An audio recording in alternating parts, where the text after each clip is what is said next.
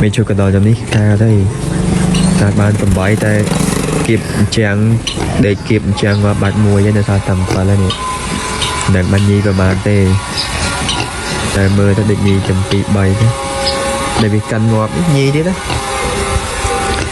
để sao tại tôi cái tịch phê chú cái đó lại sang chmô ní ở tao mình mà chặt tế bảo na trong bàn cho vợ ba hơi có cho ta ăn khoai ấy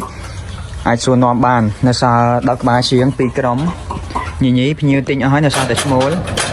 mà trong bàn chmô là toàn kêu thế giờ tục ăn khoai cái bán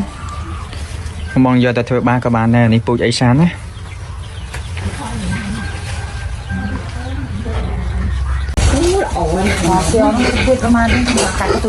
cái tôi là gì nè cái tôi nó tập tầm kêu đấy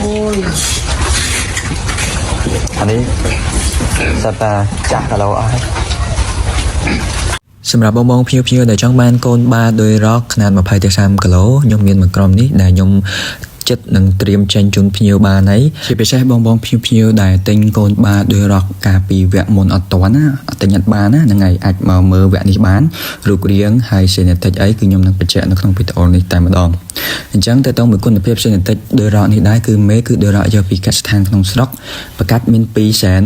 ពីពូជមានប្រកាសជាមួយនឹងដោយរក USA យកមកពីក្រៅស្រុកមានប្រកាសជាមួយនឹងដោយរកឈាមក្រុមហ៊ុនលោកអកញ៉ាំមករដ្ឋាសម្រាប់តម្លៃវិញគឺខ្ញុំចេញមួយក្បាល$350ຂនាត20-30គីឡូប៉ុន្តែជាក់ស្ដែងជុកនឹងឥឡូវនេះ20គីឡូជាងអស់ហើយតែខ្ញុំអត់ទាន់ចង់ចេញឲ្យភ្ញៀវទេខ្ញុំចង់ឲ្យវារៀងត្រឹសជាងនឹងតិចចូល30ស្ដើងអីចឹងទៅវាពេញភ្នែកពេញចិត្តខ្ញុំណាហើយជុកនេះកាន់តែធំកាន់តែស្អាតកាន់តែចាញ់រៀងសម្រាប់បងបងភ្ញៀវដែលគាត់ធ្លាប់ទិញទៅគឺគាត់ដឹងហើយពីរូបរាងគុណភាពអីហ្នឹងតែនេះខ្ញុំគ្រាន់តែចង់បញ្ជាក់សម្រាប់ភ្ញៀវថ្មីដែលទើបតែឃើញឬក៏ចង់បានពូជ